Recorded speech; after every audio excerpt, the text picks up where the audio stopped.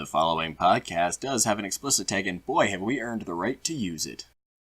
Hey, come on the podcast, we'll talk about safe spaces. You know the racists need to stop mixing. I am Hitler! Oh, okay, cool.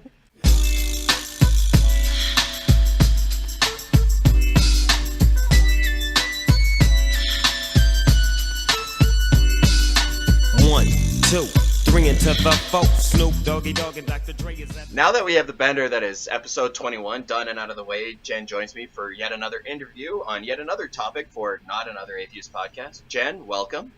Yeah, whatever. Alright.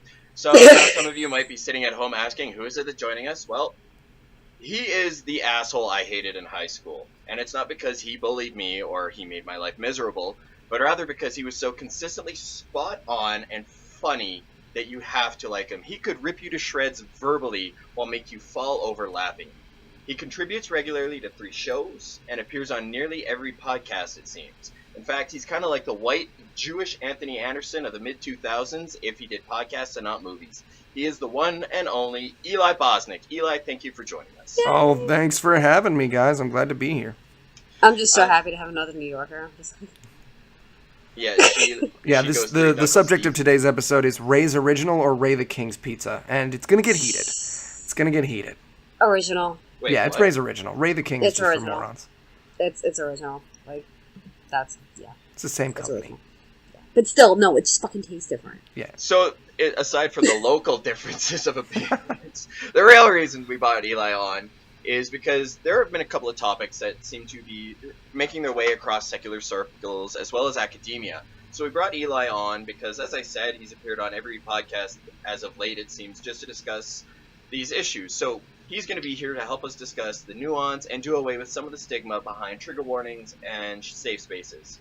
So before we dive into the nuances, why don't we just first kind of establish a baseline for what we mean when we say things like trigger warning or safe space? I defer to you, Eli. Oh, all right. Yeah. Okay. Yeah. So a trigger warning, I'll start with a trigger warning because, I think I've talked to a certain extent about safe spaces. So trigger warnings are basically something that got their origin, and I've said this incorrectly in the past, and people have emailed me, and so they got started on feminist blogs, something like 6 or 7 years ago, depending on who you ask, and because of retumbling and tumbling, it's hard to tell, but essentially it's a content warning before something that you're about to read to tell you that if you're sensitive to a certain kind of content, you should be aware that it might trigger you if you have PTSD, or it might just trigger your emotions. It might make you feel bad in ways that you don't expect, and so it's just a heads up, basically, before a particular piece of content that lets you know whether or not it's useful. This is disturbing. Right, this is disturbing. But useful, trigger right? warning, sexual assault content. Trigger warning, war. Trigger warning, gun violence. Animals, right, a bus. shit like anything. that, It's basically just giving someone a heads up. Hey, I'm going to tell this thing. I'm going to talk about this thing. So if you don't want to hear it, or you don't want to read it, or you don't want to whatever, you don't have to. This is your chance to escape, if you will. Because we understand that this topic might, evoke some sort of a strong, disturbing emotional response. Right. Correct. And I mean, nobody that I have spoken to, this is really the issue right now in the atheist sort of secular community, nobody I've spoken to really objects to those trigger warnings except for, Assholes. rather than, what's really happened is that the atheist leadership has created this straw man of the whiny, spoiled college student who, upon hearing the word rape or upon hearing the term sex, puts their hands over their ears and runs crying to mama. And not only would I say that that's not a good or a useful way to have a conversation, but I don't think it's true. I don't think it's useful. And I think it's a dialogue to cover a lot of really, really malicious ideas that are both a part of the secular movement that we need to acknowledge, be it misogyny or racism. And look, we're a community made up of human beings, so Right. I think all, and we're all going to have differences of opinion and everything else like that. I mean, I'm a magician, and there are racist magicians and misogynist magicians. It doesn't mean there's a problem with magic. I'm a Dungeons and Dragons player. Racist Dungeons and Dragons players. Oh my god. Like, yeah. It's kind of crazy in the D&D world, yeah. So actually, it's interesting that you brought up how in our community there have been people who have, kind of marginalized because I listened to a couple of podcasts, and one of them, I can't remember which one, but I wrote it down because I was like, holy shit, we're talking about this next week. I should totally make sure I bring this up to Eli. Is that they identified trigger warnings, as code words that are supposed to signal the immediate evacuation for those offended by words to run for their blanket forts in mommy's basement. And that to me just come across as a total conversation stopper, like you were saying. Right. And well, it's not just a conversation stopper. It's, it's just so useless and so insensitive. The thing about us as a secular movement, apparently, is we're supposed to be motivated by reason, right? That's the thing. When we get down to the core of it, okay. Is that we claim I'm totally to have, doing this wrong then. Okay. we're supposed to have reason-based beliefs, or at least that's the larger claim. The other thing that I would say differentiates us, which is slightly problematic, is, yes, there are racist magicians. Yes, there are racist D&D players. Yes, there are this, that, and the other. I don't think you see the same level of vitriol among other groups' leadership that you do with secularists and atheists. I think some of our... It really, to me, it depends on what aspect of it, because when you get into, like, the scientific community, as far as misogyny, it gets, like, really fucking bad. Like, really bad against women. And from what I've seen, a lot of, more so the older scientists and the older leaders still kind of hold on to this, women aren't as smart as men, and therefore don't deserve kind of our recognition, and need to work harder to prove themselves. As far as the scientific community, I have seen that. And in the atheist, of the four horsemen, and look, I really don't like to talk about anybody behind their back, who I have a chance to have a conversation with. I'm never going to get to talk to the four horsemen, or if I am, it's going to be in a very different situation. But, of the four horsemen, 2, maybe 3, if we're being honest, have said some really, really, really problematic stuff about women. Right. And we need to be aware of that, and we need to be aware, even if, Hitch's opinions about women aren't funny doesn't reflect on me, which obviously it doesn't. I need to know that we need to acknowledge as a community that when a woman who considers herself a feminist considers that she might want to become an atheist, might want to be a vocal, outspoken atheist, that she's got to go through that filter. She's got to understand that, like, this is something Hitch said, or this is the stuff that Dawkins tweets on a week-to-week, day-to-day basis. And, I speak to female allies and female secularists all the time, one of whom was on my show who's definitely an atheist, and, we casually talked about why she's not openly secular, and she was like, honestly, because in my community, being openly secular is hugely problematic, and also every time the media is talking about a major atheist, they're talking about something they've said that's against women or against minorities, and I don't want to align myself with that group until you have better leadership. And I didn't have a good answer to that. I didn't go like, oh, but I'm not that way, because that's not useful. I don't have 35 million Twitter followers, or however many Dawkins has. And I think we need to come to grips with that. And I think instead of doing that, what we've seen is the community actually going the opposite way. Is this huge anti-SJW backlash of feminists. There's a huge anti-feminist movement within atheism. God, yeah. Huge anti-social... There's a huge anti-feminist movement. Everywhere. Everywhere, yeah. Everywhere there are men. I hate feminists. But, it's in our leadership, and it's incredibly problematic. And even people, so the number one, and I tweeted about this recently, the number one piece of hate mail that I get, and I get a fair amount because of talking about these subjects at this point, is, oh man, you're so funny, I love your show, you're stupid, I wish you would stop talking about social justice issues, you're so wrong and stupid, but you're really funny, man, keep up the good work on GAM. And I'm always like, thank you. Also, what? Thank you. Thank you for the useless input. Thank you for the absolute crazy psycho man rant, but thanks. Like, you're voting for Trump, aren't you? Yeah. Well, that's quite the load to unpack there. But I am glad you kind of brought in the negative SJW concept. It's something that's bothered me because, don't get me wrong, like, I have made fun of people who make mountains out of anthills when it comes to, small issues. I know it was ended up being a parody. I'm fairly certain it had to be, just because of how absurd it was. Somebody saying it's amazing how deeply ingrained our homophobia and racism is ingrained when we discuss teeth being straight and white. And somebody was like, "Oh, fucking SJWs," and it's like, that's somebody being an asshole to make fun of the absurdity to which some people go when it comes to being sensitive, sure, but at the same time, associating that with the SJW is just totally taking it out of the concept, and it really, I find, just kind of keeps people from wanting to come out and talk about social justice issues such as feminism and homophobia, which I know in my line of work, equality, shit like that.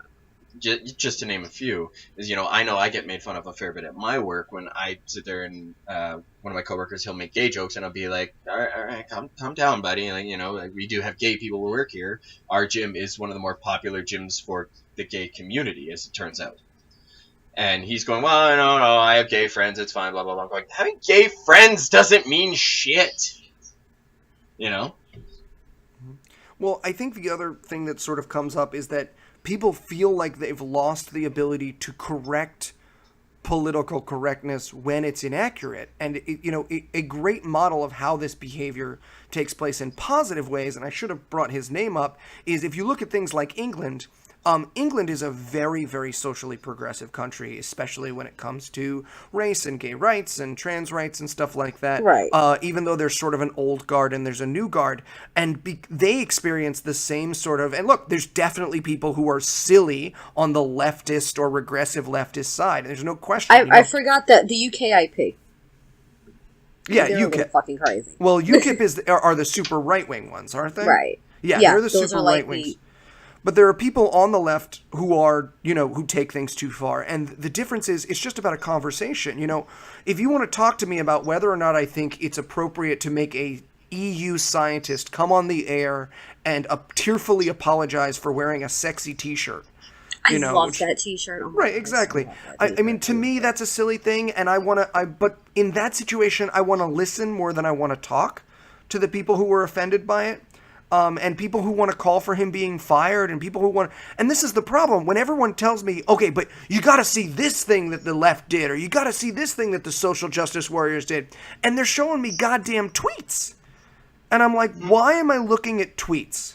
Why are you using I've got Donald Trump running for president, and then when you want to show me the other side of the issue, I'm looking at a Twitter account that someone got on their phone and they were like, how dare Chris Rock say, how come Beyonce thinks she can, and I'm just like, Twitter is nothing. Twitter is you literally just pick it up and you're like, me. It's 140 characters. It's right. Like, let's see how uneducated I can sound in the least amount of fucking time, because I don't have a choice these aren't to world vocalize leaders. Myself. Right. Or professors. These are just people, and that's supposed to be the other side of the argument. People show me crying college students screaming at a professor, and that's somehow supposed to balance out, this real problem with social inequality and social justice we have in this country. And to me, that's always been super crazy problematic, and I'm sort of ashamed to see it in the atheist community, and I want to be that voice for change, if only because I know that a minority or a woman or a person of color or anything, a gay, trans person who might listen to my show for comic relief can then check out something I do and go, okay, this is someone who understands my personhood. This is someone who's on my side and wants me to feel welcome in this community. Because the truth of the matter is, if we don't do it, we're just going to get replaced by the nuns. The reason why nuns are so much bigger than atheists is because they don't want to be a part of our community. Atheists, the Mark Maron has that great joke. He says, atheists are like a guy who waits in a bush for a homeless guy to walk by, and the sun comes out behind the clouds, and he goes, maybe today will be a good day. And the atheist jumps out and goes, no, it won't. You're still homeless. And he goes, you're probably right. And the atheist goes, yeah, I'm going to go hang out with my shitty friends. and I hate the fact that this is what we've been labeled. It's kind of like feminists have been labeled man-haters, because the louder, hateful group, the misogynists, and because they're the ones who get the airtime. They're the ones who get the because they're shock value. Jim and I were talking about this last night. Speaking of which, Jen, Eli, would you guys be so kind as to say hi, Jim? Hi, Jim. Jim? Who's Jim? Hi, Jim. Jim's our sole viewer. He is a good friend of mine. He's the one who got me listening to Scathing, and thus how I found out about you. Excellent. Thank you, Jim. I appreciate it. I love Jim. Jim is just so awesome. I'm probably going to get a message from him saying, I just came. But anyways, he and I were discussing this last night about how there was this feminist who really put him off wanting to identify with the feminist label because she had put forth some wackaloon idea about, all men should be castrated until they can prove that they're effective members of society. Please don't take the penis away. I'm a feminist. Please don't take the penis away. Please. I enjoy right. I mean, and you hear that too. When everyone's like, "I'm not a feminist," they go, "Well, do you know this crazy thing this crazy person said?" And I'm like, "Yeah, Joe Rogan said the moon landing was fake for like 10 years. You want to not call yourself an atheist?" And they go, "Well, no, that's different. I mean, and I'm like, "Oh, it's different now. Now look at this. It's the fun game where this is different all of a sudden." And this is the problem with feminism is it's like if you want to get rid of those extreme voices, join the movement and be a moderate voice. Be an ally. Right. And be part of the sanity. Which is what I try to do. But, I speak reason, so nobody fucking listens to me. Right. No, stop trying to make... And I'll say this to, not to be entirely one-sided, I think this is something the left has been guilty of with Atheism Plus. Atheism Plus, it's like... And look, I have... And I'm not talking about Greta, I'm really talking about PZ, who I have certain issues with, and they're more subtle, but the truth of the matter is when you abandon a movement because of the parts of its leadership that are problematic, you leave it to that. Yeah, you leave it to that leadership. When you're like, well, we're creating Atheism Plus because of Dawkins, you mean what it means is Atheism Plus gets all the reasonable voices, and then atheism is stuck with the sides that you found atheism problematic. Becomes the Westboro Baptist Church. Well, not them, but I'm just saying. Hey, I got called a Jehovah's Witness of atheists, and I'm sitting there going, "Excuse me." So, I'm sitting there. Did you go to someone's door? It was like 3, okay? And yes, I took small children around so they couldn't slam the doors in my face. I get it, yeah, sure. Damn it, I told you to bring the fucking puppies. Don't you listen to me. People hate children. Everybody loves puppies. Just open the door and you're holding a gun to a puppy's head. Would you like to hear about Hitch 22? I mean, yes? All right. Please invite me in. I would like some lemonade. Please invite me in. I would like your lemonade, cookies, and pop brownies. Thank you. Pop brownies? Okay. Well, that would work in Colorado, but... if my and Washington. It's also and I always forget about Washington. My fiance and I visited Washington, and I don't smoke that much. You mean state? Washington State, yeah. Okay. It's Canadian, so... Yeah, we like places so much we name them twice, She's from very close to Seattle. She's from a little town called Port Townsend. Super hippy dippy. And so I don't smoke that much anymore. Just at this point in my life, I'm busy. Like I don't have time to be high at this point because I have so much going on. But we were on vacation. We were there for her. Dude, you live in Manhattan. Can you even afford to smoke at this point? Like, oh yeah, can you really afford it? I mean, again, it's genuinely been such a long time since I've bought pot, just because my life is. I don't have. It's you don't have. But in Seattle, we definitely had time. So that was really fantastic. And I was just, I'm not usually a big fan of edibles, but they had 5 milligram THC mints. And so me and Anna, which is my fiance, just spent the entire vacation with our eyes half closed, being like, my breath smells good. I smell mint. I'm mint. I'm a mint. Well, I need more mints to cover the chocolate. If our Prime Minister gets his way, who Jen calls him Prime Minister Fuck. Yes. Prime Minister Fuck Daddy. If he actually lives up to his promises, pot will be legal in Canada, and I will invite both of you to my house, and we can just go crazy. Dude, I come to Calgary. I'm not fucking leaving. You know that. If pot becomes legal in Canada, the United States absolutely has to legalize, or we're just going to get a flood of illegal pot. Unless Trump gets his way and then he builds that wall with Canada. Yes. Wait, those are the foreigners he wants to keep out, right? Yeah. He said that was impractical. He was like, look, I can build a 1,000-mile wall, but a 4,000-mile wall? What a silly suggestion. Like, oh, okay. Here's your line. Oh, dude, that fucking accent was fucking killer. That was perfect. Jesus. Okay, would it be wrong to say that when I saw Donald Trump was actually starting to lead, I immediately said I wasn't voting for him because he's made me like late for work twice. Was that wrong to pick a presidential candidate? How has he made you late for work? I used to work not too far from Trump Tower. Mm. And he had, like, his entourage and his motorcade, and they fucking ran everything. He steps out. I'm getting off the fucking train. He steps out to go somewhere. He's got, like, 9 fucking bodyguards, and it's like they're just fucking crazy. You know how the fucking, you have one path one way, you have one path to walk the other way. And fucking block my shit. They're just fucking standing there like, oh, you know, Mr. Trump, Mr. Trump. I'm like, the fuck out of my way. I don't make what he fucking makes. I can't sit here and wait for him to sit and jerk off in a cup of fucking $9 coffee. I can't. Or I can't wait for him to go get the whipped cream that Melania fucking whips him with and pees on him with at 3 o'clock in the morning. I can't wait for this shit. I gotta get to work. And we're like, well, you know, what's the holdup? What's the holdup? And then here comes the hair. And I'm like, That's not hair. That's an animal. A rodent. this motherfucker got the nerve to make regular people wait on him. Again, are you fucking shitting me? I'm right glad now? that's Like, the reason you're not voting. he's just an insensitive Not because he's a asshole. misogynist or a racist. No. Fucker made me late for work. Fuck that guy. Also, I think he wants to ban all Twice. the Muslims or something too. But Yeah, I know something like that. But like that was my first initial Look, I'm a reaction, foreigner, was he deal made with me it. late for work. Like he made regular people wait for him to literally get a cup of coffee. Like he's fantastic. He's crashing Fuck the you. Republican Party in the ground, and I couldn't be happier about it. I could I not actually be had it's that not thought.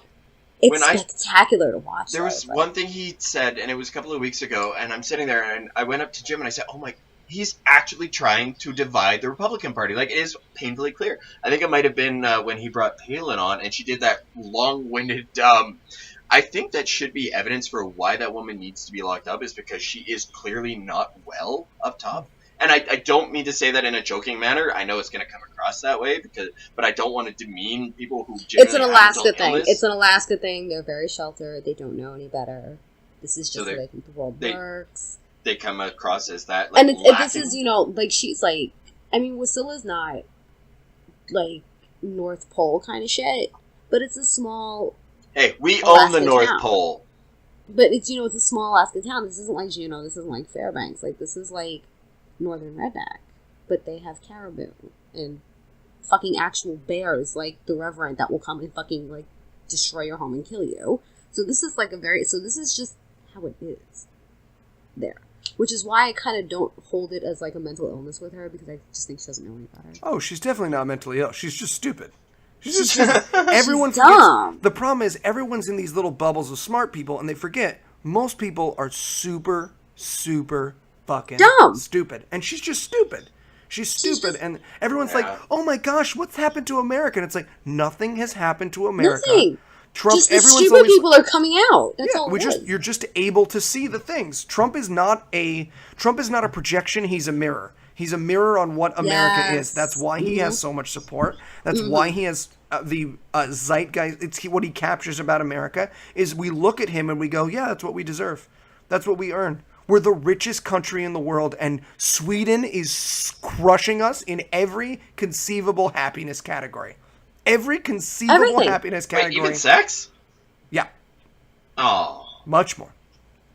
I'm sorry to Much hear more. that. They're like third after it's like the French, then someone you wouldn't expect, and then I think it's Swedish. like Denmark or Luxembourg. Yeah, Number it's one. two Of, as it's far one as of the sex. where everyone's blonde and has health care. Yeah, it's. I mean, that's what you do. I 100% think literally. Germany had that back in like the 1940s. So Yeah. Well, you know, Maybe. they blew their shot. yeah, they don't let Austrians have dreams there anymore. Yeah, exactly. No, Papa, I was wondering. No, you weren't no, wondering. you don't fucking wonder. You gotta You're fucking. work I've had the to fuck go up. Actually, I was wondering if our schools there have a mandatory let any Austrian in policy just Yeah, for that reason. I think I'm going to be a painter. Yeah, sure. Come on in. What's your name? Yeah. Do it. Albert. Ooh, an A name. Great. Excellent. I get a $20 bonus. Excellent. Get in there. You're gonna paint as much as you want. I have a couple of messages from Jim. One of them is from when She's we such said a hi to fucking him, and fanboy. Oh my god. he's spurting all over the place, and then he followed up with, "I have a problem with the term our leadership. I like to think of them as more the noted voices." Yeah, and that's been brought up before, and it should be clarified. They're not actually our leadership. I know that the movement's Not not yet. united by them, but we do simultaneously need to acknowledge that, like, when I say someone like I'm an atheist, they go, "Oh, so like you like Richard Dawkins," and I'm like, "I like God Delusion. I don't like the video he actually, tweeted." I like. Would it make me okay? Would it I make like- me a bad person if I admitted I have not completely read the God Delusion like all the way through? I have it on This is- audiobook. I still haven't finished. You're not a real atheist then. I'm not. You're not a real atheist. Yeah. You secretly believe in God. You don't know it yet, but you, I know, right? you believe in God. She's like a number 3 on the Dawkins scale, isn't it? Well, it's interesting. I think every atheist I know has a thing that like makes them non-skeptical. Like they've got their own little secret non-skeptical part of them that like they never talk about, but that they'll admit at midnight after 12 beers. Like, so mine, for example, is like I'm super into the like we're all gonna get downloaded into computers. Like, if you were like Eli, you're gonna die. If you were like Eli, you're gonna die, I'd be like, I know that everyone else has died, but like I think there's gonna be an AI that's gonna be able to like download me onto a computer, and then I'm gonna live forever.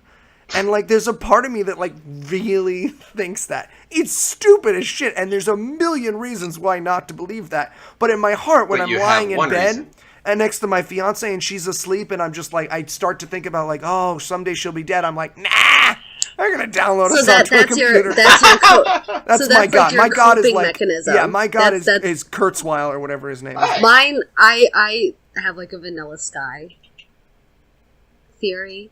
That one day I'm going to be rich enough to cryogenically freeze myself and actually keep living in my head until they like revive me. Like that's like I'm like, we're still going to get Everybody's here. got a thing. And I never, or they've got like crystals or homeopathy or something. Everybody's got a little talk thing. Shit about crystals. My they're going to take us to Atlantis. My thing is not astrology as a predictor. I don't think you can predict the future or anything like that, or like horoscopes. But it is kind of uncanny to me how certain people kind of pick up traits per sign. It's that right. Like, everyone's kind of got freaks me out. And yet, like you've I read have the this like stuff. little thing You've read the about stuff that's like that's Right. totally not true. But at the same totally time, you're like, but I am a Libra. Like I am a Libra. Heart of hearts. But like if you, I'm one of those fall on the cusp in between sign people, and it's completely fucking me. Like I read it one day and was like totally freaked out by it, and I was like. And even when you have it explained to you, even when someone's like, "Oh, this is a Barnum statement," you know, it applies to everybody. Right. No, you're but like, "Yeah, there but was seriously, this is very specific. Like you like, don't no, know." like exactly. I'm like, and I think that's important for us to acknowledge. Are you holding a cat? That's a cat. Yeah. Okay. yeah. Cat decided to join me. Okay. We do cats. We do cats on this show. That's just what we do is cats. Yeah. I found out apparently my girlfriend came home and put her in the guest room with me. That means she's had enough of the cat shit. I get it. No, I think I hear her out practicing, and the cat likes to molest her while she's practicing. Oh, what is she practicing? She is a vocal clinician, and she's singing with her keyboard. What's a vocal clinician? She teaches people to sing really pretty like. Really Nice. I'm sorry, Eddie Redmayne is one of the hottest men I've ever seen in my life. He's a very good looking dude. He was And very he's- good I in don't The know. Danish Girl. I've yet to see that, and he's really not my type. I'm into this more like bigger, burly, manlier looking type of guy. Eddie Redmayne's like the total opposite. Yeah, he looks like No. Ronald No, you're Weasley not. has You're like cancer. 12-year-old boys. Okay, so I'm still hot for Harry Styles, but I think Yeah, it's the there hair. we go. I Okay, think so it's let's get us back on track. We love Eli so much we've let him get off track. know. Who am I kidding? Oh We yeah, all this do. is my fault. I talked about how much I loved Harry Redmayne. Yeah. Eddie Redmayne. We brought you on our show, and now we're gonna blame you The for everything 20, that goes wrong. dude, the 21 He looks like Jump Prince Street Philip got chick. AIDS. Don't yell at me. The 21 Jump Street chick just won an Oscar. For what? I don't know. Okay, well, in the Jennifer meantime, Lawrence is yelling at me right now. I have Oh. no idea what's going on. Wait, what? Does she actually want me to see her naked this time? Because if she wants me to see her naked, I will happily look at the pictures and masturbate. It's not even a sexuality thing with me and Jennifer Lawrence. It's I want to be just like her homegirl. I think she's one of the coolest fucking people like ever. And I so want to fuck Josh Hutcherson, and it's not even funny. And no, 100%. men in Kentucky all don't look like him. Trust me. I've Okay, been so searching for my Josh Hutcherson. So Jim sent me to this earlier, and we're going to get into safe spaces in a little bit right quick here, because I do want to cover them. Yeah, Jim I'm sent me lost on this the earlier, safe and spaces thing. I promised Jim I'd read this on the air, so we'll use this as sort of a really shitty segue. So this is a question for Eli. It says, safe spaces versus trigger warnings. The Muslim students who cried safe space when the former Muslim was coming to speak at the university, could a trigger warning be evoked? As in, we're having the speaker in, so be warned. or else, and I know it's a slippery slope territory, what's to stop someone from saying, well, all Muslims aren't terrorists, but every member of ISIS is Muslim, so just to be safe, I'm invoking safe space, and we want all Muslims removed from school, or some such bullshit. The point being, where does political correctness end and safe space begin? So a safe space is, well, I think probably the best way to answer that question, and I hope it doesn't feel dodgy, is to start by definitions. Because this is, I was recently on Dogma Debate, and I talked about this. Please, because I have a hard time understanding what a safe space is. So safe spaces get their origin in LGBT centers. And essentially what they were almost group therapy. Not actually group therapy, because group therapy has clinical and specific definitions. But what they were just spaces for LGBT students, and then later on students of color and pretty much anybody. But as they originated, they were places for LGBT students to go in and speak unquestioningly, and go and speak unquestioned. So you could go in and say something like, as a trans woman, when I see psi men, I can't help but think how disgusting it is that every single psi man in the world is a rapist and a murderer, right? You can say that because that's your personal experience of someone that you're going through, and no one gets to stand up and go, hey, that's not true. That hurts my feelings. I'm a psi man. I would never say that to you. I don't do that stuff, because it's part of your process of going through, and the emotions of what you're feeling at the time. So that's where they got started. Now, actually, the reason why safe spaces were created was not that extreme example of saying something like that. It was actually so that students wouldn't come in, because LGBT centers actually had problems in group discussions of students coming in and someone saying, I feel like I'm in a woman's body, but I'm actually a man, or I feel gay. And then when it was their turn to talk, they would stand up and go, I want you to know I'm a Christian and you're going to burn in hell, and it's proper for me to tell you that... What the fuck is safe about this? Right, well, it wasn't safe. That was not a safe space. So that's why What the fuck is safe about any of this? What the fuck? That's why they created the safe space. It's basically, to put it in layman's terms and also maybe be a little bit oversimplistic, it's basically a place where you can say anything you want. Unquestioned. It's a place so it's a place where you can kind of just run your mouth. And right, where you can run your mouth unchallenged and nobody can attack you for it or question you on it. It sounds to me almost like a very informal way of approaching the group therapy thing, like because of what you were saying. So essentially, everybody stands up, but instead of somebody interjecting and commenting on it, it's just hi, my name is so-and-so, blah, blah, blah. I'm having these feelings. Right. That's it. And you can't be attacked for that. Right. And the difference between that and the Goldsmith safe space is the Goldsmith safe space does not follow the traditional definition of the safe space. And I recommend everyone look it up. But the regular safe space definition is something along the lines of a place where, despite age, race, color, and they list all the things that you can be, you can go and speak unquestioned, blah, blah, blah.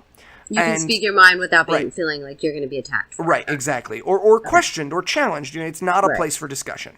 The Goldsmith's definition is the opposite of that, really, because what the Goldsmith's definition put in, which does not fit the safe space, is hate speech will be challenged. Now, I'd never heard that applied to a safe space, ever, which was the idea that not only is it a safe space, but if you say something that we consider racist or homophobic or Islamophobic, whatever, we're going to challenge it. And that's why the students who were Muslim students at the university interrupted Miriam Namazi's talk. To me, that's the opposite of a safe space. That's the opposite of a safe space, though. Because the point of a safe space is to be able to talk unquestioned, because it's not a discussion. So, however, sorry.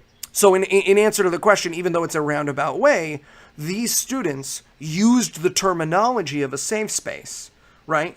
But it actually didn't serve the function of a safe space. So no, it was, you can complain about what we want you to complain about. Right, exactly. Within our reasoning. Right. Okay, fair enough. So I thought that was just what Facebook was for. I thought that was the whole point in Facebook. No, Facebook is so you can stalk people you went to high school with and see if it's worth going to your 10-year reunion. So then Twitter. Twitter is where you just go to meet people you actually are like, hey, you're hateful, I'm hateful, we hate the same people, let's hate them together. Right. That's my understanding. And I'm glad you brought up your bit on dogma debate. Thank you for explaining that to me, because I really was confused as to what the fuck it was. Yeah, actually, at first, what was it you had said, Jen, when I first mentioned bringing Eli on to talk about this? I was under the assumption that a safe space was a place that you couldn't speak your mind or speak what you wanted to speak, and I was like, well, what are these little fucking, and I don't mean to use the term liberal like this, but like super liberal fucking whiny college pussy bitches. It's like, you can't say this here. It's a safe space. No, like, that's the opposite. That's the opposite of a safe space. Okay, I was confused. And you're actually supposed to say whatever you want in a safe space. I mean, according to the definition. I'm sure there are people who feel differently, and I'm happy to listen to them, but the definitions I'm aware of and the definitions that I've looked up and the safe spaces I've been in and worked with.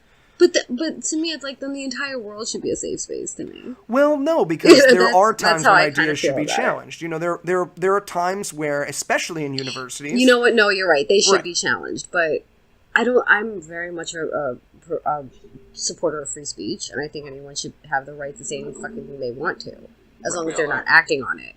You can fucking say what the fuck you want, but the minute you hurt somebody and actually physically hurt somebody or legally hurt somebody actually doing it, then it's a problem. Like, I don't care that the KKK has fucking rallies and they speak their fucking hate. I don't give a shit.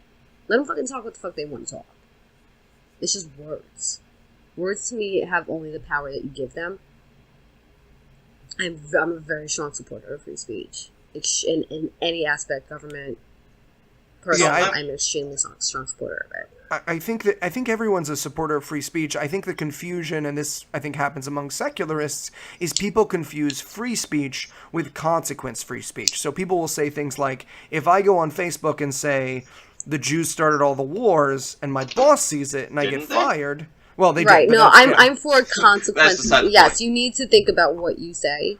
Right. But if you're gonna fucking say something, then you need to think about it and back it up. Right, exactly. And deal with the consequences. And that's something that I think is an issue in the secular community, is we have a lot of leaders, Dawkins is a great example, who say these things, and then people go, wait, Richard, what do you mean by that? That's really hurtful.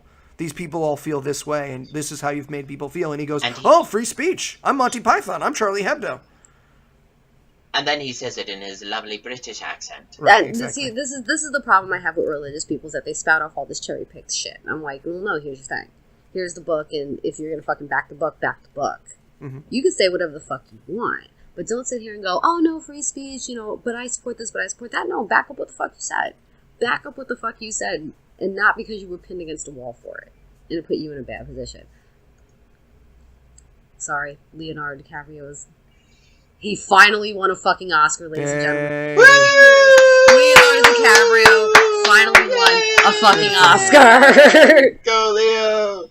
Leo, this is dedicated to you. Okay, now that we move. I have wanted to fuck this boy since he was on fucking... What was that? It wasn't Growing Pains. What's Eating Gilbert Grape? No, the TV show with the anorexic chick. No, with the anorexic chick and Kirk Cameron. What the fuck was the name of that show? I don't know. I'm Googling. So, Eli, I'm glad you brought up your little bit on Dogma Debate, because that was one hell of a heated show. And, without naming names, but you and a particular person on the show had a disagreement, because he was saying, why should somebody be allowed to sit there and say, I'm a black person and I feel all whites suck, and really trying to get the nuance to use that against the purpose of a safe space and having safe spaces. It was Growing Pains. Sorry, it was Growing Pains. It was Growing Pains. It was Growing Pains. Not another attention deficit disorder show. Here's the thing. Here's the thing. David Smalley has giant brass balls for having someone he knew disagreed with him on his show to have that conversation. I have nothing but praise. And listen, David did not. I respect that. Disagreed in the moment. We had different positions. I know that I didn't realize he had gotten some bad feedback about that. People being like, "Oh, David, you're wrong. You're wrong. You're wrong." But honestly, the thing is, and this is where I get fed up with my own side of these issues, is David deserved nothing but love for having me on that show. He deserved nothing but praise for having me on that show, and I think he had a really good conversation. And not only that, but he's brave enough to have a Black Lives Matter former cop on the following week to continue the conversation. Yeah. I lose an argument with my girlfriend, and we never talk about it again. My fiance's like, you said you were going to pick up the laundry, and I realized I did, and I'm like, no, never again. I have to torture out of that with a Gom Jabbar. And so, when it comes to the Dogma Debate episode, rather than talking across what David said at the time, because I think the episode stands on its own, all I can say is that I was really, really honored, and it sounds silly, but I was really honored to be on that show. Oh, who wouldn't be? And I was really, as silly as this sounds, I think that what David did by having this conversation not once but twice in a row was incredibly brave, and the kind of dialogue that needs to happen more. And I agree with that wholeheartedly. I actually had a thought on that I was hoping to run by you. It was kind of the reason why I was like, oh my god, I actually finally have a reason to talk to Eli. But you have no idea how much he's been fangirling over the fact that you're. Oh, dude, I've blown 3 loads. I'm wearing 2 pairs of underwear just to make sure I've got all the absorbency. I've been hearing this shit for weeks now. I'm just putting it out there.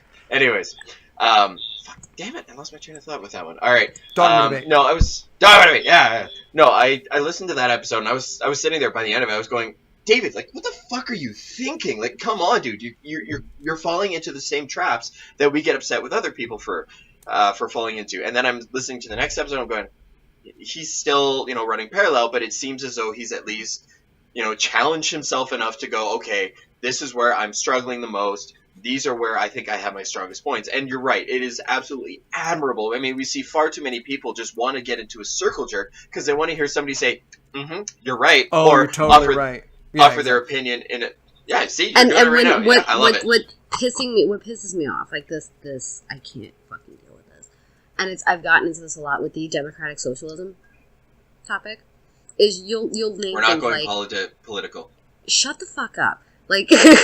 You'll name have our topics. Clean drinking water and Social Security, and instead of people being like, oh, okay, let me look at it this way, they will pick apart, certain small parts of an argument. And they're like, but this is wrong bad, and this is wrong bad, and it's like, no, you're missing the fucking point, dude. Just so that you can turn around and not tell somebody that they're right, you're gonna pick apart the tiniest fucking part of that argument. Well, I don't fucking get that. I don't know if you guys have read Manual for Creating Atheists by Peter Boghossian. No, it's I haven't. Phenomenal book. I can't recommend it highly enough. And he has a definition of faith in there, which I think is absolutely fantastic, which is pretending to know things we don't know. And if you swap out faith for pretending to know things we don't know, it clarifies a lot of the things, I pretend to know things we don't know because I just want to think of a better way. And it's like, well, that's a silly thing to say. No, and so I think that the sort of neoconservative movement has become the pretending not to know things we do know. For instance, do all people deserve food? We all they have to work for it. We all know that. But if you have a conversation with certain, and I don't want to piss off too many listeners here, but if you have a conversation with certain oh my god, I piss them off weekly. No, you don't. They come for your snark. Right. If they have a conversation with certain libertarians, the truth is they're pretending not to know that. If you talk to a hardcore Ayn Randist or something like that, they're pretending not to know that millionaires aren't the reason why society exists. Wait, what's wrong with Ayn Rand?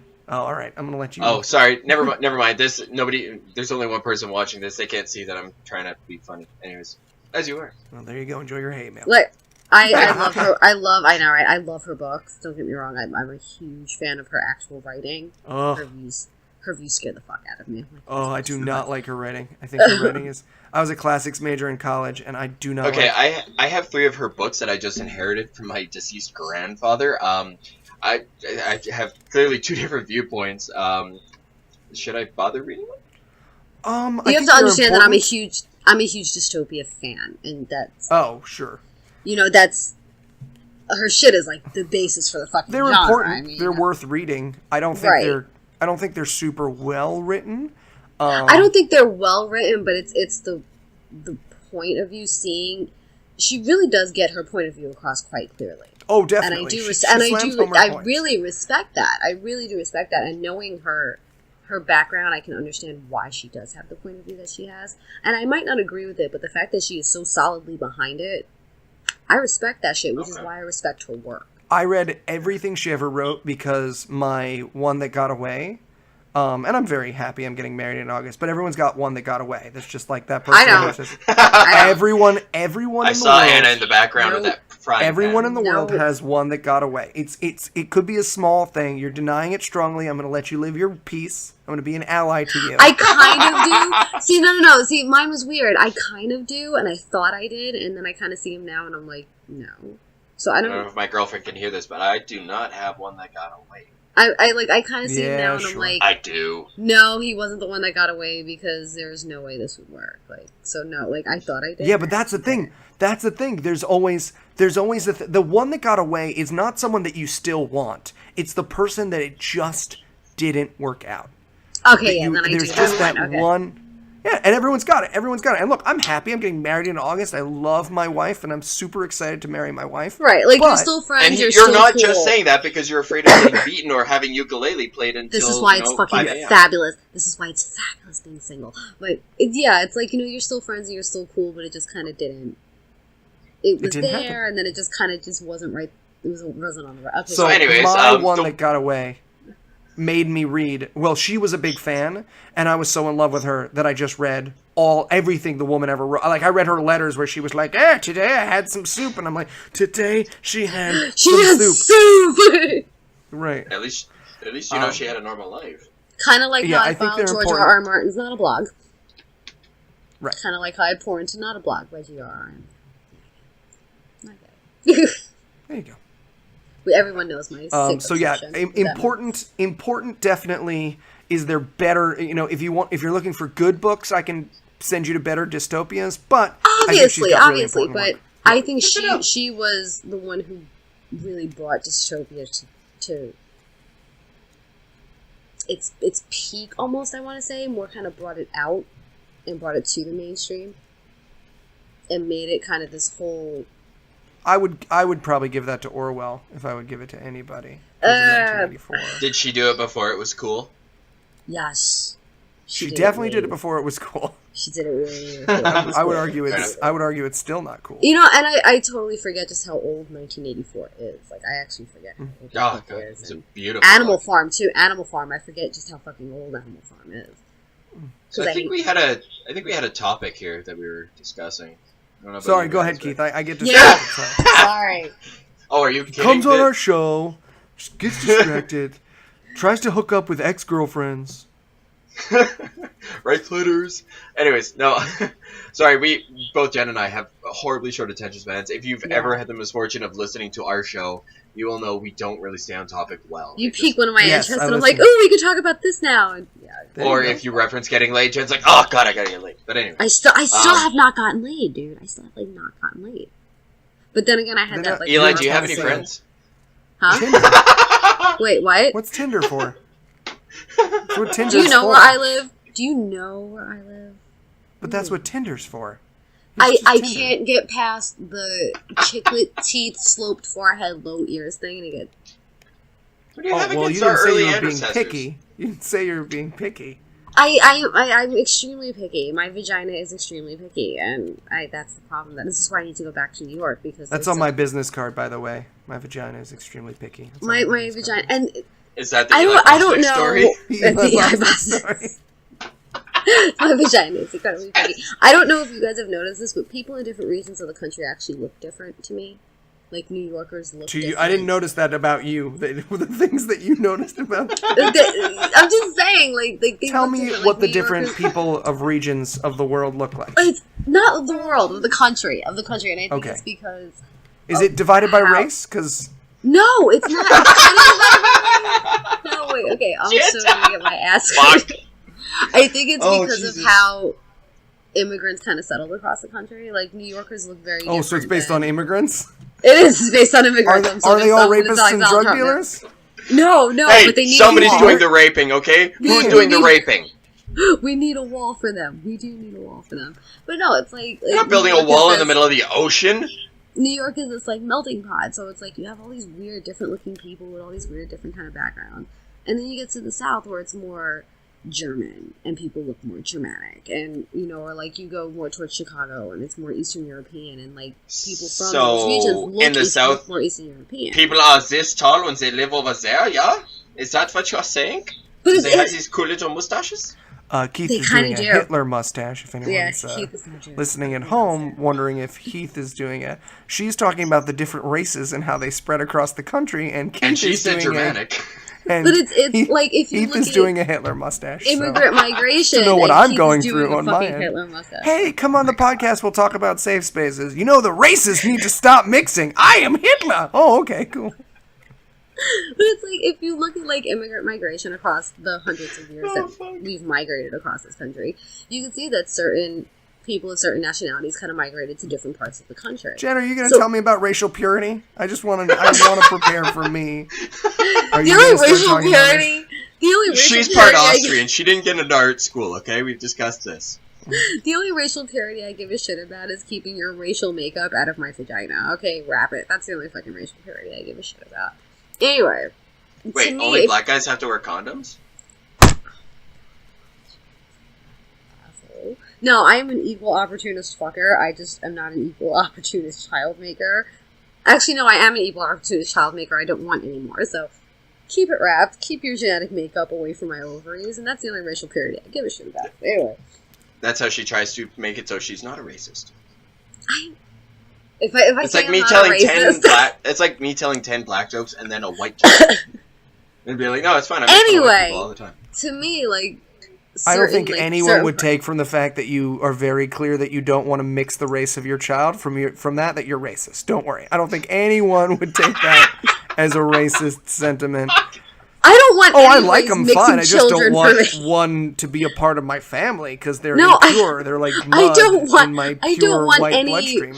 No, I don't want any races mixing into my ovaries, like whatsoever. This is the point I'm getting at. I don't want children. Right. So I don't usually when one doesn't want children, they just say, "I think I'm all done with kids." They don't mention it by race. It muddies the water. So like, I'm all done with neighbors, right? The only racial the couple next door moved out, and if I were like, I don't want any black purity people I to move give a next shit door, they would be like, "Oh, I he's don't a want- racist." But no, So I don't want. I'm going to derail the conversation while No, Jim's I know, racist I need by to- saying that Jim just sent me a message and he says Leo won his Oscar for best snuggle with a bear. We already got past this, Jim. Catch the fuck up. The racial purity I want is It's I an don't old want message. any race's DNA in my eggs. I don't give a shit what kind of racial purity it is. I don't want their DNA in my eggs, period. But Totally. to me, different parts of the country, people from different parts of the country do physically look different to me. New Yorkers look different than Southerners, and people from California look different than people in the Midwest to me. It's like people from England look different than people from the U.S. for me. Well, yeah, in England they have really bad teeth, don't they? No, but like it's like an actual physical like bone structure, facial features. They just look different to me. It's a bizarre thing. I think it was more because I grew up in New York. I like kind of the variety of different looking people, and you kind of really don't get that too much in Tennessee unless you start mixing into the military or the college kids, because they have come from other places. And I'm just like, no, everybody looks the fucking same here, probably because they're all fucking the same family. Ew. So I'm kind of, one's kind of cute, and then everybody looks like him, and I'm like, but you're all fucking idiots. So my vagina's like, no, I'm not opening for you today, and I'm not getting laid. I don't like dealing with the military because it's a whole nother fucking bag of worms that I don't like to deal with. I've been there, done that. I don't deal with college kids because I want to punch them in the fucking face. So I'm not getting laid. And this is why I'm not getting laid. So yeah. So the real reason why I brought Eli here is because Eli's secretly a therapist. He's actually going to tell us everything that's wrong with you.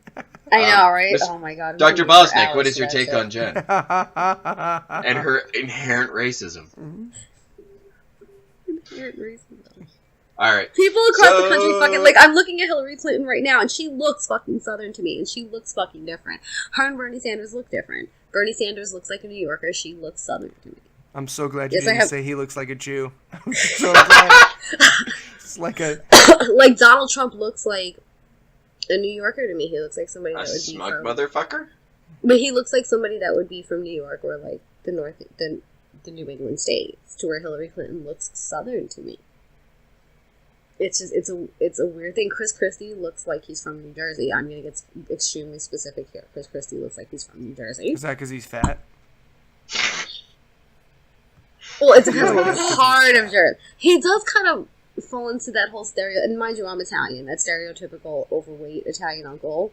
That's exactly what, from Jersey, that's exactly what the fucking reminds me of, is my stereotypical overweight uncles from, like Whitestone, New Jersey. Sorry. Are you getting sound problems on her end?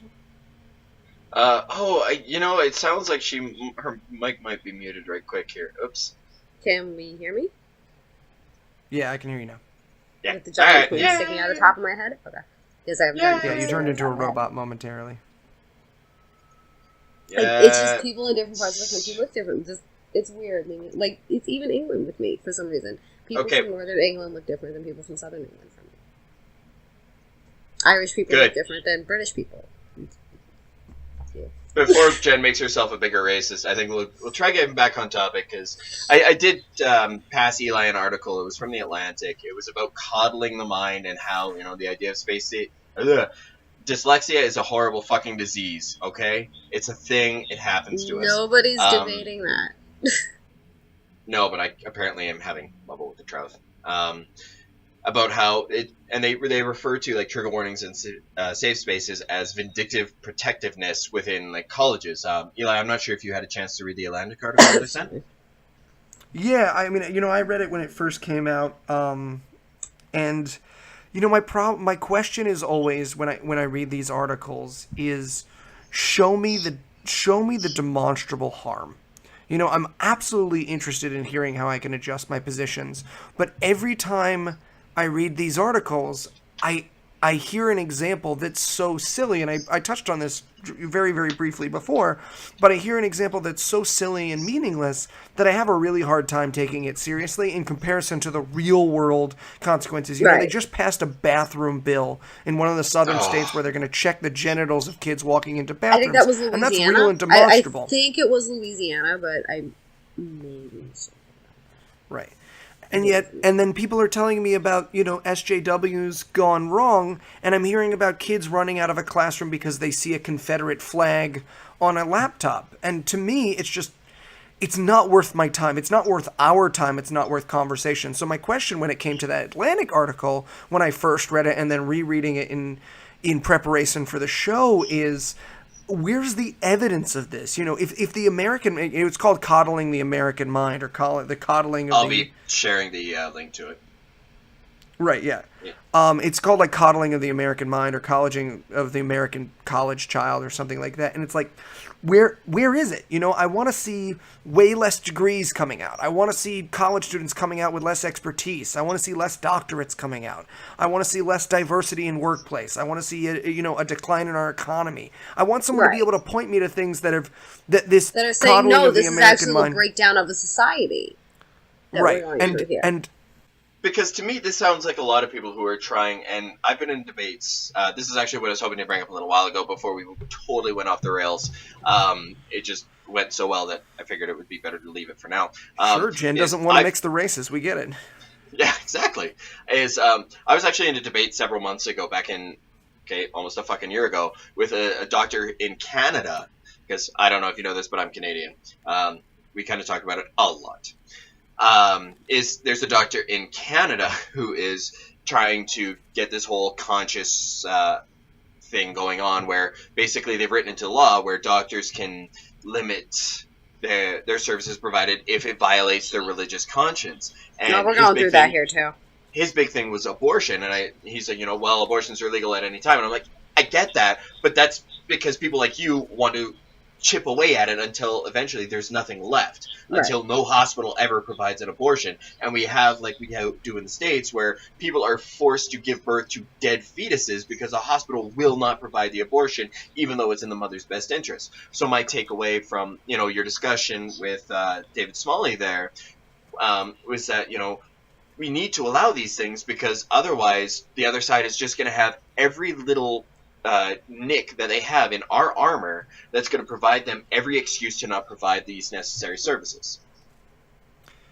Yeah, I mean, I think that's a pretty good diagnosis of one of the problems is when we make exceptions to things like safe spaces and trigger warnings, that those exceptions grow and grow because positions of power are always going to be fighting against change and not for it. But more importantly, I'm sorry. No, go ahead. I'm sorry.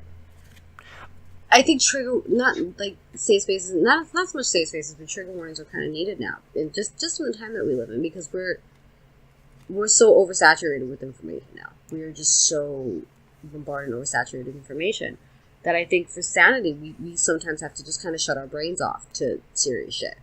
Just because it's constantly coming at us. There is no break. We can look past our own backyards at this point in the world. So I think trigger warnings are needed because sometimes you just got to shut it off. You have to shut it off. Well, and they don't cost. The other thing is they don't cost anything. If you're not affected by the issue being triggered, like when someone's like sexual violence, I just keep reading. I'm like, great, good to know that, and keep reading. My eyes continue down the page. Triggers are animal abuse I can't deal with, abuse against children, and abuse against children. Those are my triggers. And some days I can kind of deal with it, and it fires me up to do something about it. But there are some days where I've, been the SJW for so many things, and I'm my brain is physically tired, and I just need to shut it off so that I can say, okay, trigger warning, and kind of flip past it and be like, okay, I can't deal with this right now. I to be constantly bombarded and not be warned like that to me would literally make me crazy. It would it would set me off on the wrong day. It's not just about being bombarded. It's the nature that somehow you wanting to be warned before seeing a puppy gets kicked video makes you hearing somehow about horrific child abuse against a kid makes you somehow less intellectual, less smart, and this is a thing that I see constantly is like, I'm sorry, I'm not a baby who needs to run into the corner and cry, and it's like, it doesn't make you smarter not to care. No, sometimes I do need to be that baby to run in the corner and cry, because I'm compassionate to other fucking animals and human beings and their fucking plight. Excuse me for being a fucking empathetic human being. Like, that's something bad to be now. And I think that's important to note. A couple of weeks ago, I was sitting on my couch. I work nights close to the weekend, so it was about 6:30 in the morning. I got home from work, and I'm flipping through Tumblr, and somebody had reposted this long-winded post. And usually I don't read long-winded posts because I don't have the attention span. I'm just, fuck it, I'm on the move. Yeah. And I was reading this one, and it was a woman recounting her life story of, the sexual aggressions and sexual assaults she's faced, and the friends of hers who she's helped through their own sexual assaults, and everything like that. And I'm sitting there, and I got to the bottom, and I was catatonic. I had no response. I'm sitting there, and I'm going, I had experienced a multitude of emotions I had never expected to feel. And, it's just, we know that emotionally these things can hit us, and they can hit us hard, and they can cause reactions, especially as Eli was saying earlier, and when it comes to things like PTSD. Eli, I think you actually have a really good story on this. Yeah, no, I've told this story before, so I know, but tell it again. Yeah, so I had this time really slow. I had a friend who got assaulted in college, and she called me. She had been in a party, and she was assaulted at the party, and she called me to come get her, essentially. And we weren't super close, but she called me to come get her. And I came, and when I arrived at the party, they were literally trying to convince her that she hadn't been assaulted. Like, everyone was standing around her at the party. They were gaslighting her. Yeah, they were. Exactly. And I was like, hey, she's coming with me. And then literally I had a guy and I'm tiny, as you can actually see, which is fantastic. Your viewer can actually see I'm a little dude. But this guy got in my face. He was like, no, man, she needs to stay. And I was like, I'm going to bite you on the eye. I'm going to bite you on the eye because I'm crazy. I shouldn't find this is why New Yorkers are the shit, because we're so used to having to think quickly and being a New Yorker and having to be better at everything that we come up with the best shit. Before you get back to the story, how tall are you, Eli? Just for sake. Just for sorry, say that again. Oh, right. How tall are you? I'm 5'10". You're not that small. See, yeah. Well, you have to realize he's in New York, too. I'm definitely not like a big dude. I'm not a big dude. No, yeah, he's not I wasn't like, excuse me, fellas, she's coming with me, and everyone was like, oh, here comes the macho man. I also look like two marshmallows piled on top of each other. Like, it's not a good... Oh, fuck that. There's a reason why neck up is the choice that I make. Neck up is uncomfortable for me. When you started videoing, I was like, well, those poor people. We're going to cover the tits. I do... Yeah, I do much better vocally. He does it for me because I have anyways, boob issues, so yeah. That's right. So basically, I'm having a great conversation sitting here staring at Machine Gun Kelly. This is a wonderful night for me. So. I get it. So I was like, hey, she's coming with me, And, she comes back to my place, and I went with her. We called the cops from my dorm room, and the cops were there. And it's just, and then we went to the hospital. I was with her when she got her rape kit done. And, there's this very, very traumatic experience. Obviously, not about me. This is about her experience and what she went through. But you got to see it firsthand as to what does happen and what the effect it does have. Right. And the next day in a film class, he showed a scene and I actually caught a trigger warning, I just didn't pay attention. He showed a scene from Irreversible, which is a really, really, really intense scene. I don't recommend watching it if you have any kind of sensitivity to that kind of stuff. With Monica Bellucci. Right, exactly. But I saw it, and the minute the scene played, it hit me like a brick. And I started, weeping and shaking in the middle of the class because I hadn't processed that well. And the idea that somehow I didn't take advantage of the trigger warning, but the idea that somehow it was a bad idea for that professor to give a trigger warning, or I am somehow intellectually weaker, or I am somehow intellectually unprepared for the world because of the effect that experience and later on that art and media and ideas had on me is just... Not only is it useless, but it's harmful, and it takes people who... I like to think I have something to contribute.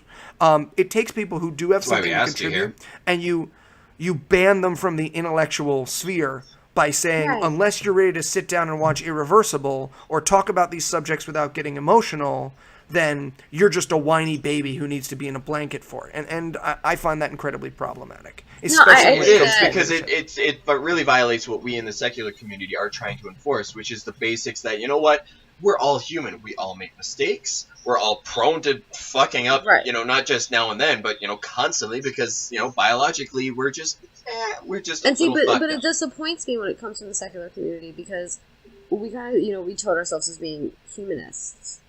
And when you say dumbass shit like that, oh, you're a fucking baby who, needs to be coddled because you need a fucking trigger warning, where is your form of human empathy with this? Something that we're supposed to be above.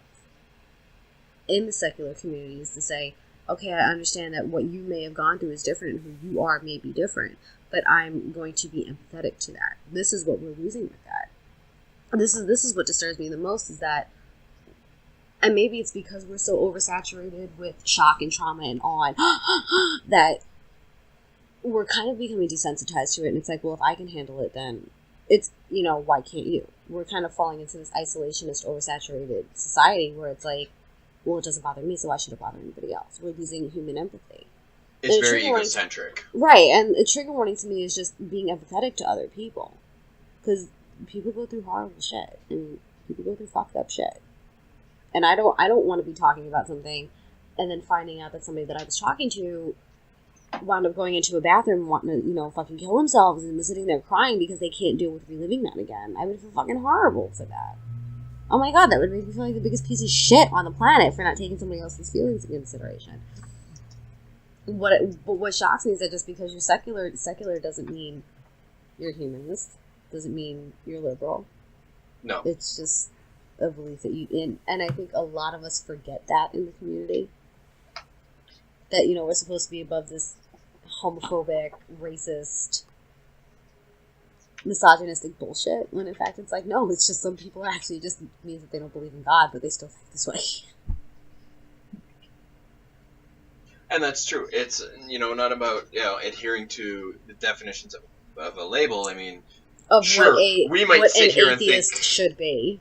We might sit here and think, a secular person should, automatically just be a humanist, somebody who can understand that their experience is beyond their realm and that there are experiences they're never ever gonna have, But at the same time, again, we are all human. We can all forget that. But what's important is that we can admit that at the end of the day.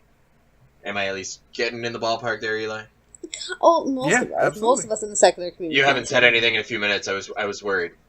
Sorry, I'm taking my head trying to keep my hair up, but it kind of hurts. For those Jim, listening to the show, the entire show, Jen has been rearranging her hair. She lets it stand for about 3 seconds.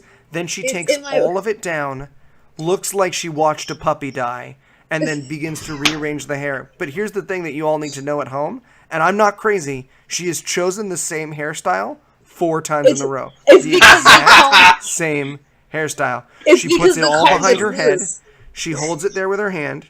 She has a blue comb that has a knife at the end of it. She stabs it into what I assume is her cerebral cortex and leaves it there until all the blood rushes to it.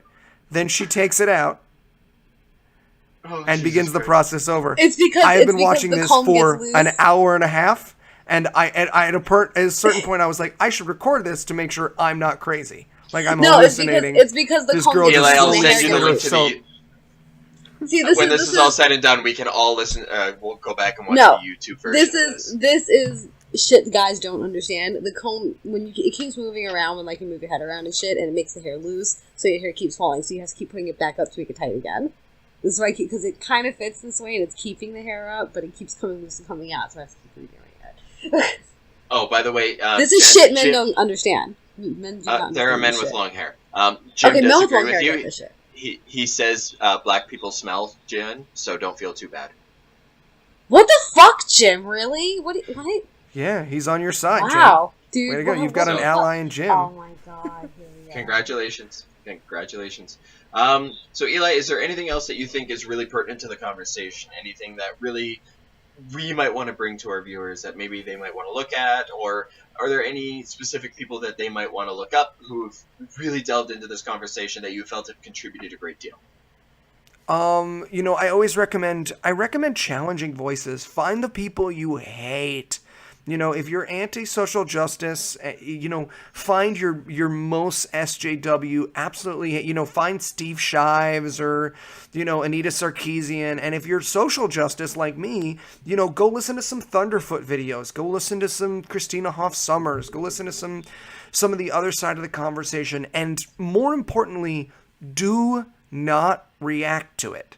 Just absorb it. Don't tweet at that person. Don't email that person. Don't have an argument with that person. Just listen to their arguments. Find the arguments you disagree with. And look, we're all atheists. Find Joel Osteen.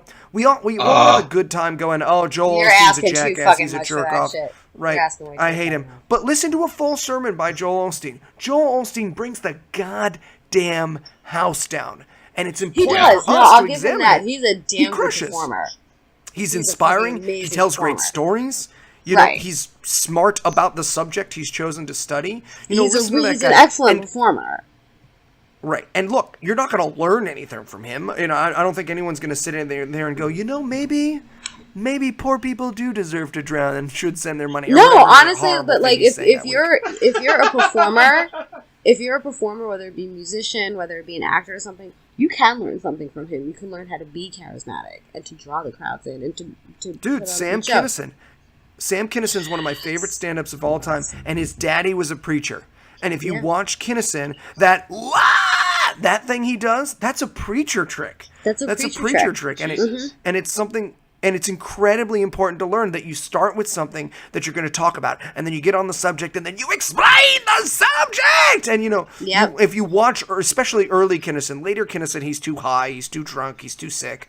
But if you watch early Kinison, you can really, really see those tricks take place. So my answer to your listeners would be, and I need to be better about this, but I think we all need to be better, is listen to the other side of whatever issues they're on and just feel it, absorb it. Don't fight with them. Google away. If you listen to Christina Hoff Sommers, please, by all means, Google the things she says, because I think she's mistaken about a lot of things. But don't tweet at her, Christina Sommers, blah, blah, blah.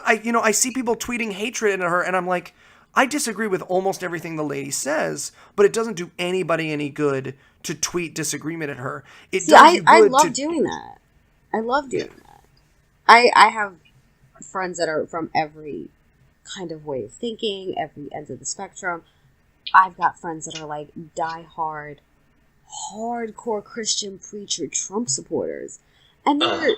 Yeah, I and I love them to death. I don't fucking agree with the shit that they spew, but I love them to death because they've, gone through it with me and they've been cool with me about it. But, I'll look at some of this shit what's my favorite? I don't believe it's a rich person's responsibility to take care of you, or, if you want something, stop giving it to people who don't work for it. Kind of, shit against Bernie Sanders. And I don't say anything. I don't say anything. As much as I want to, and as hard as it, because I'm educated about it, for me to want to educate people, I just look. I just scroll through and I watch. Because to me, the friendship is more than the argument. But it's fascinating to really sit there and absorb and try to look at how people see things and try to understand why they see things the way it is, and or why they willingly choose to be ignorant about it. It is and very interesting. It's kind of like this social case study, because you start wondering, okay, why do they think this way? And why are they so willful to not be educated about it? And it kind of makes you dig into people's backgrounds and kind of try to learn about them to try to explain it. Unless I'm just a nosy bitch and nobody else does this. Jen, you sit outside people's windows and take pictures. You're very nosy. You border on the stalker. No, I sit with a pillow in the window and watch people. I do not take pictures, because usually the screen distorts it anyway. But I know I sat outside because that was pretty fucking funny to watch people try to fucking roll their car into the snow up the hill. That shit was funny, and that's why I took a fucking video for it. So fuck you, okay? Eli, you mentioned his name. I have to ask, who is Steve Shives? Because I saw you mention him on Twitter. Somebody had asked you, who the important voices in the conversation are, and you had mentioned Steve Shives. And I went to his Twitter, and apparently he's blocked me, and I have no idea what I've done. So really? He has he has auto block on a lot of his Twitter. If you follow certain people, you're auto blocked by him, and that's because certain people who create video. He's a YouTuber, and he's famous for his 5 stupid things about. And he's a social How do you justice. spell his last name? Steve what? Shives, Shives. And I recommend his YouTube channel, even if you disagree with it. And there's things I agree with Steve on and things I disagree with Steve on. And, I'm sure me and Steve could sit down and have big mugs of coffee and talk about the things. Yeah. I'm blocked too. Yeah. Oh, I wonder who the fuck I followed that make him block me. I don't know. But that's because of his content, he has been really, really harassed by... he's really had people sick their followers on him, and he's gone through a tremendous amount of horrible shit. And he has a lovely wife who is on a show with him, and people have sent absolutely mortifyingly terrible stuff to her and about her. And I got my first taste of that this year with someone sent something about my fiance. And my response was someone created an email address. This was after the COG disappearance. It was the simultaneous COG dis and atheistically speaking. Wait, was this the COG disappearance where you had to do it twice? Yes, this is the COG disappearance where... Yes, we did too. That you'll never forget. That's right. But someone sent me, an email basically saying, I hope your girlfriend gets raped and then you'll know what it's like, and to something, something, something. And I just replied like, hey, we should fight sometime. So I was not the great intellectual that I'm probably I'll admit I have no idea who this guy is, but from what I'm kind of skimming about him, we kind of seem like we would get along, so I don't see why he would block me. Huh. Oh no, I didn't even know auto block was a thing on Twitter. Auto block is basically a function you can put it, which is like all the people who follow this person automatically block me because they're not going to. Who would I follow? Like, who would I follow that would? I have no idea. I don't know who's on his auto block list. But I think his YouTube channel is really interesting, and I think he's said some interesting things. And like I said, I don't agree with everything he said. But sometimes it's really interesting for me to watch a video he's made where I totally disagree with him, and rather than tweet at him or yell at him or email him, to just sit with those points and see where he's coming from, like we talked about. So, he's someone to look at. Tropes against women in video games. If you're a gamer, if you care about video games, I think tropes against women in video games is one of the single most important feminist lenses on video games as an art form that we've had. And I think it's really important to observe. And a lot of people have attacked him about it, or a lot of people have attacked her about it, but I think it's really useful. And I happen to agree with 99.99% of the things she says in the Trope series. Fantastic. I gotta check that out. So, I guess we're about coming in on the time where we should probably think about wrapping it up. I know, Eli, you said we're available to you for 9 hours, but I've still got to masturbate before bed. And I have The Walking Dead to catch up on, because I have no life outside of my Walking Dead and my Game of Thrones. No, I actually have a girlfriend who's Come going to be back. going to bed soon, so I should probably stop, talking into a microphone and interrupting her. But, Whatever. so, Eli, again, we really cannot thank you enough for coming Really, on here. thank you for coming on. Thank you. Oh, thanks You for are- having me, I'm guys. really like wondering now who I follow that he had me blocked because I kind of feel like a little funny about it. It's probably a Yeah, black same person. here. They do smell funny. Oh my god. No, so Eli, Assholes. I know... You guys are such I know fucking in all of- assholes. It's because I'm a chick, all of this- right? It's because I'm a fucking woman. So yeah, blame it Well, on the yeah. white girl. Blame it on the Yeah. white girl. Awesome. Obviously, you're kind of a bigger name in the skeptical community, especially because of your ties with certain podcasts. You're by far one of the best reviewer of Christian movies I think we've ever had the pleasure of listening to, and I would absolutely love to maybe sit down with you for half an hour sometime in the future and talk about the train wreck. Let's not insult train wrecks by calling the movie Audacity a train wreck. The abomination, the abomination that should have been aborted within minutes of, that is the movie Audacity. So tell the listeners who may not know that I've kissed your guys' ass enough. Tell them where can they find you? Yeah, if you want to hear me not talk about social justice at all and instead do racist, misogynist, and homophobic humor on my show, you can go to God Awful Movies on iTunes. It's the Comedy Central roast of Christian cinema. We give Christian cinema what it finally deserves. So if you've ever want to heard those childhood movies that your Christian parents made you watch, like Left Behind or any of the upcoming God's Not Dead, if you wanted to hear what we think of them, check it out on iTunes. It's God Awful Movies. Have you ever thought about doing like mainstream movies with that? We haven't, because there are podcasts that do mainstream movies. Right. There are podcasts that, there's How Did This Get Made and Slumhouse, I think it's called, or Flophouse. Flophouse. And we sort of specialize in the Christian movie genre. And the fun thing is, we get emails from Christians all the time going, look, I'm a Christian. I don't believe what you guys believe, but I really hate Holy these shit, movies. These movies are terrible. You're and I thought fucking, your show was funny." hilarious. These movies are so fucking Yeah. stupid. In full disclosure, in my earlier years, I identified as Christian, and even I was like, dude, you guys are way too fucking preachy, like, calm down. And looking back now, that was the beginning of the end for me, but yeah, I'd watch some of these Jesus movies, and I'm going, I have a life. Like, when do you guys make time to, enjoy yourselves? Like, you spend so much of your time on your knees for Jesus. Why not get on your knees for somebody who would actually, enjoy it? I started out with Latin Catholic masses, like We're not going into that because that is a Hardcore. whole separate... hardcore Roman Catholic shit, and like even I would look at it and be like, "What the fuck is wrong with you people? Like, where's the Kool-Aid? Where's the all black? Where's the all black fucking outfits and the Hale Bop comic coming around? Like, what's no? I'm talking about the fucking Heaven's Gate cult. You guys remember that? I'm showing my age now. Remember that where they all fucking became units you're and old put in balls. the... I know, I'm fucking so old. I'm so old. But I'm like, oh, okay, the comet's coming around and they're coming to collect its people now because, this new movie's come out and obviously that's where they're headed. So other than your amazing podcast, you have a Twitter? I do have a Twitter. It's at Eli Bosnick. E-L-I, B as in boy, O, S as in silly, N as in Nancy, I-C-K. At Eli Bosnick. Okay, I'm sorry, do you want to do that whole thing in the military alphabet? Like, no, I'm just showing my age again. I still got a flashback of the movie phone guy. There you go. Do you guys remember movie phone? Tell me. Yeah, of course. I mean, you're from New York. Obviously, you had to use movie phone. Welcome to 777 movie phone.